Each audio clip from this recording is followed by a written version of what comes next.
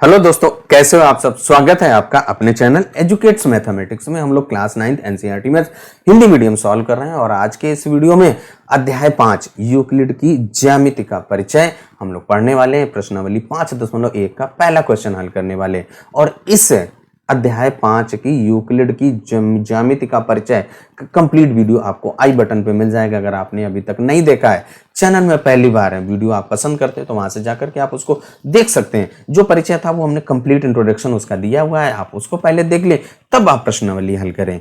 अगर आपको वीडियो हमारा पसंद आया हो तो चैनल को सब्सक्राइब करना मत भूलिएगा। चलिए अब आ जाइए सीधे प्रश्नावली 5.1 के पहले क्वेश्चन पर। प्रश्नावली 5.1 का जो पहला क्वेश्चन क्या कह रहा है, निम्नलिखित कथनों में से कौन से कथन सत्य हैं और कौन से कथन असत्य हैं, अपने उत्तरों के लिए कारण दीजिए। यानी कि हमें क्या करना है, कंप्लीट इसको एक्सप्लेन करना है। तो देखिए सबसे पहला जो भाग आपका क्या कह रहा है, पहला भाग क्या कह रहा है, एक बिंदु से होकर केवल एक ही रेखा खींची जा सकती है। तो देखिए पहले बिंदु को आप यहाँ पे समझ लीजिए भाई, आपका क्या कह रहा है, क्या एक बिंदु से होकर, यहाँ पे पहला भाग डाल दीजिए, एक बिंदु से होकर क्या केवल एक ही रेखा खींची जा सकती है। भाई आपके पास एक ही बिंदु हमने ले लिया और इसका नाम दे दिया ए। अब आपसे मैं कहूं कि एक रेखा इससे खींचो तो आप आए और इसके बाद आपने एक ही रेखा खींच दी। भाई बिल्कुल सही बात। अब इसके बाद एक आपका जो मित्र है उससे कहा गया कि आप भैया क्या इस बिंदु से होकर रेखा खींच सकते हो। उसने कहा बिल्कुल मैं खींच सकता हूं। तो वो आता है, वो उसने ऐसे खींच दिया। भाई तो उसकी भी तो सही है, उसी बिंदु से होकर जा रही है और रेखा भी है। इसके बाद आप तीसरा व्यक्ति आता है, यानी तीसरा बच्चा आता है, वो अगर आप खींचते हैं, उसने कहा भैया मैं तो ऐसे खींच सकता हूं। तो उसने भी क्या किया, रेखा खींच दी और बिंदु ए से होकर जा रही है, वो भी तो सही है। यानी और बच्चा, अगला बच्चा आता है तो वो उसने ऐसे खींच दिया और उसने इस तरीके से खींच दिया। क्या सभी ने सही खींची? बिल्कुल सही खींचा। तो एक बिंदु से होकर कितने लोग आए, उन्होंने उतनी रेखाएं, 1 2 3 4 रेखाएं खींच गई। ऐसे बहुत सारी रेखाएं आप खींच सकते हो। और बुक में क्या कह रहा है कि केवल आप एक बिंदु से होकर केवल एक ही रेखा खींच सकते हो। इसका मतलब ये कैसा हो गया भाई, आपका असत्य हो जाएगा। तो यहाँ पे लिख दीजिए कैसा है भाई, आपका ये असत्य हो गया, क्योंकि आप एक बिंदु से अनेक रेखाएं खींच सकते हो। इसके बाद देखिए दूसरा क्या कह रहा है, दो भिन्न बिंदुओं से होकर जाने वाली असंख्य रेखाएं हैं। यानी आपके पास दो बिंदु हैं, क्या उनसे होकर जाने वाली असंख्य रेखाएं हैं। तो बिल्कुल पहले हम लोग समझें, यहाँ पे खींचे तो पहले तब पता चलेगा ना। तो यहाँ पे देखिए हमने क्या किया, दूसरा भाग का यहाँ पे एक्सप्लेन कर दे भाई। आपके पास एक ये बिंदु है और एक ये बिंदु है, नेम दे दो इसका P और इसका नेम दे दीजिए Q। अब इन दोनों बिंदुओं से होकर जाने वाली एक रेखा खींचिए। तो यहाँ पे देखिए आपने एक रेखा खींच दी और इसके अलावा कोई और रेखा बताइए जो आप खींच सकते हो। नहीं खींच सकते हो। और इसको हमने अवधारणा में सीखा था कि दो बिंदुओं से होकर जाने वाली केवल एक ही यानी अद्वितीय रेखा खींच सकते हैं। यूक्लिड की अवधारणा में हम लोग सीख चुके हैं। तो इसका मतलब ये कैसा हो जाएगा भाई, दूसरा वाला आपका असत्य हो जाएगा। तो यहाँ पे भी आप लिख दीजिए कि ये भी आपका कैसा है, असत्य है भाई। तो इसको भी असत्य कर दीजिए।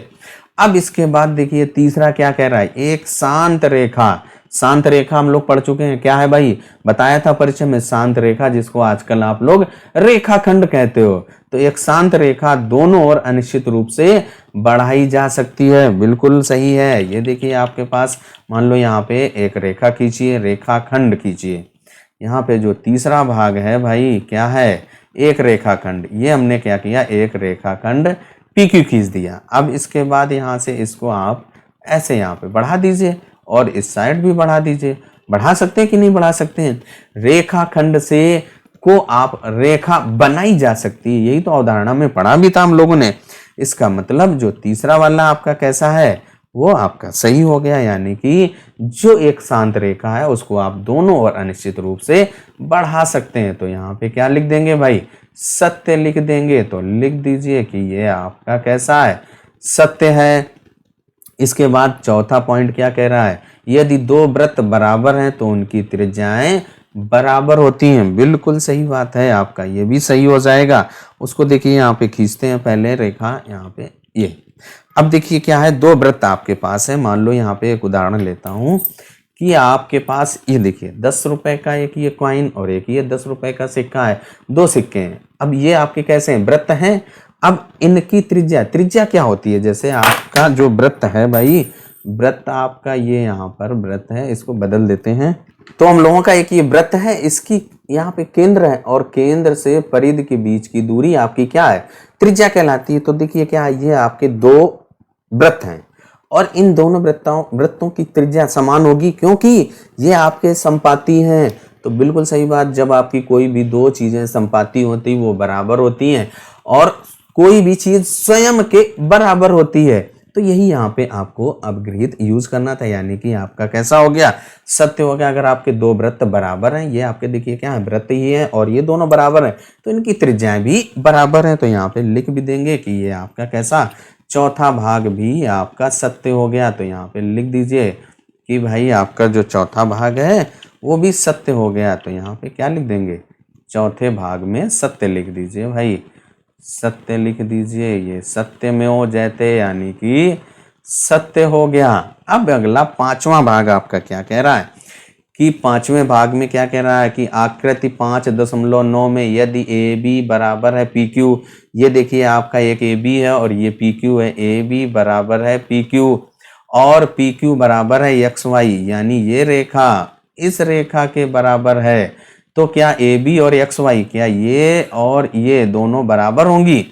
तो जो पहली अपगृहित, यानी कि पहली अपगृहित आपने पढ़ा था कि क्या पढ़ा था भाई, वे वस्तुएं जो एक ही वस्तु के बराबर हो एक दूसरे के बराबर होती हैं। तो यही अपगृहित यहाँ पे प्रयोग होने वाली, क्योंकि जो आपकी एक रेखा दो रेखाओं के बराबर है। तो यहाँ पे देखिए क्या हो जाएगा, आप लिख देंगे ए बी पी क्यू के बराबर है और पी क्यू एक्स वाई के बराबर है, इसका मतलब ए बी बराबर एक्स वाई हो जाएगा। तो ये हम लोगों का कैसा हो जाएगा, सत्य हो जाएगा। तो इसमें भी सत्य लिख दीजिए। और कहां से आपने इसको सिद्ध किया, कहां से आपने सत्य, तो जो प्रथम यूक्लिड की जो प्रथम अपगृहित थी वहां से आपका ये सत्य हो जाता है। इस तरीके से हम लोगों का जो प्रश्न संख्या 1 हल हो जाता है। वीडियो आपको अगर पसंद आया हो तो चैनल को सब्सक्राइब करना मत भूलिएगा। चलिए तब तक अपना ख्याल रखें, स्वस्थ रहें, मस्त रहें। मिलते हैं अगले वीडियो में अगले प्रश्न के साथ। वीडियो कैसा लगा कमेंट करके जरूर बताइएगा।